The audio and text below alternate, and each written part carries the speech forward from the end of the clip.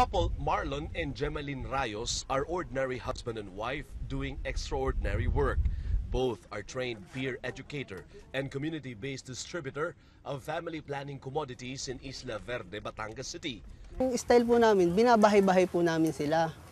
Tapos binibigyan namin sila ng impormasyon kung dun sa paggamit ng mga contraceptives, tulad ng mga pills, condoms, saka yung iba pa pong mga ginagamit sa family planning.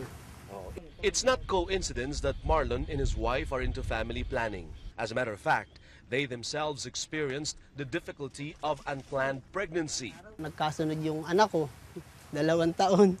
Tapos,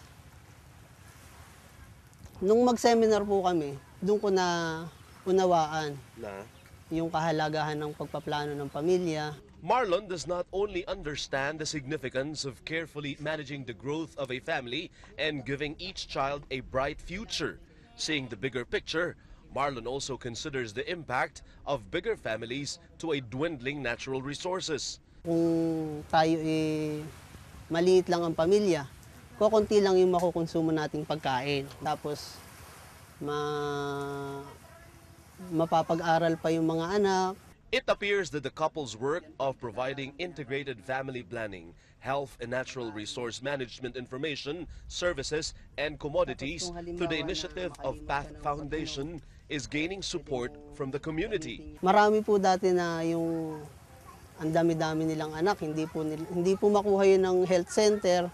Nakuha po namin sila, napagamit namin sila ng mga family planning method, katulad lalo na po yung pills. Yun po yung kumbaga, yun po ang tinanggap ng tao dito ng mga mag-asawa. This is a part of the so-called Verde Island Passage, the center of marine biodiversity in this part of the world. Unfortunately, it is also one of the busiest sea lanes used by all sorts of ship carriers. But the real pressure on marine resources like overfishing, which has become rampant in recent decades, was brought about by the need to feed more people in the area. That's why Path Foundation has partnered with the local government units in protecting the natural environment. Maria Cecilia Zulueta, the Municipal Planning and Development Coordinator of Baco Oriental Mindoro, sees the link between population management and coastal resource management. May 13 indicators. Kasama dyan po yung poverty threshold, food threshold, yung mga access to sanitary toilet, water and sanitation. So, dun po nakita nga namin na napakalalaki ng bilang ng kanilang pamilya. So, 5, average of 5. So, ang iba doon syempre, mas marami.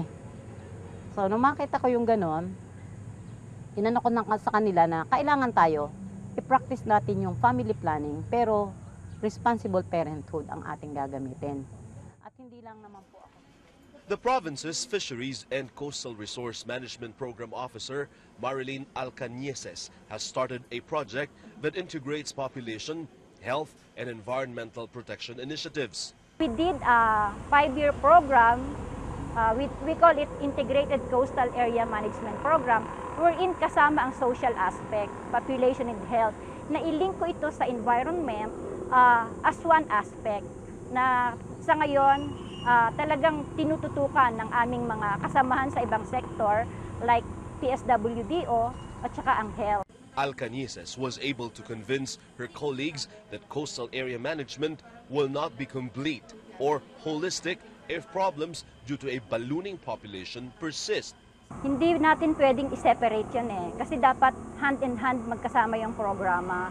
Kasi napapangalagaan nga natin ang ating yamang dagat. Marami namang mga bata o maraming taong nagugutom sa tabing dagat. So, somehow talagang magpupumilit yung mga yang sirain yung ating kalikasan para malamnan yung kanilang tiyan na nagugutom. So, kailangan talaga hand in hand. That's why the municipality of Baco and the province of Oriental Mindoro would be happy if other local government units, especially those with depleted marine resources, would follow their lead.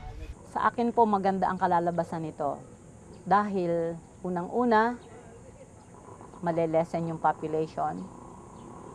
Ikalawa, malelesen ang mga number ng malnourished.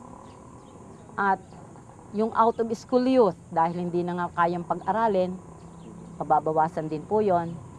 At siguro po ay yung crime. Dahil usually, pag walang kinikita, ang tendency ay iba ang gawin. Siguro dapat nating ipagpatuloy o ilunsad sa ibang probinsya para, alam mo, ang yamang dagat may connectivity yan eh. Nagpoprotekta tayo or nagpapalunsad tayo ng protection through population, through addressing increased population sa ibang probinsya. Kung sa ibang probinsya naman hindi na-address, magkakaroon din ng conflict somehow. So dapat, kung ano yung pinapatupad mo sa isang probinsya, ganun din sa ibang probinsya para naman may balancing ang implementasyon ng program. The busy nightlife of Puerto Galera is only one of the proofs of its booming tourism industry. That's why Julio Lopez, the president of the Galera Association of Managers and Entertainers, is active in promoting protection for workers and clients against dreaded diseases. But Lopez realized that it is also a good idea to include other family planning commodities aside from condoms. Aside from HIV protection and STD protection, population control. Kasi sila masyadong marami na sa kanila eh. Dumadami na rin sila. So how much more kung buong Puerto Galera ay mapuno ng tao? Anong gagawin? Mag-aalisa na lang kami rito dahil overpopulated na? Hindi. Amin ito at ito ang dapat nating ayusin. Lopez also believes in the integrated approach. Less people will have to share with precious natural resources with a little more emphasis on the health aspect. So many times na nagte-testing dito, meron kami ini-offer na free testing for HIV, negative. Sa population, hindi masyado kaming nahihirapan ngayon. Parang tama lang. Environmentally, napoprotection na namin. Yung cleanliness, sanitation.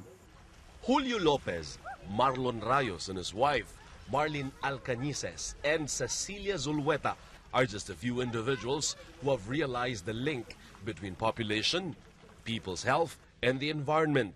Ordinary people taking the lead by setting the example of what other individuals in similar positions can do. Emerging leaders in the field of integrated population, health, and environment doing their share in making life in this part of the world sustainable for both human and nature.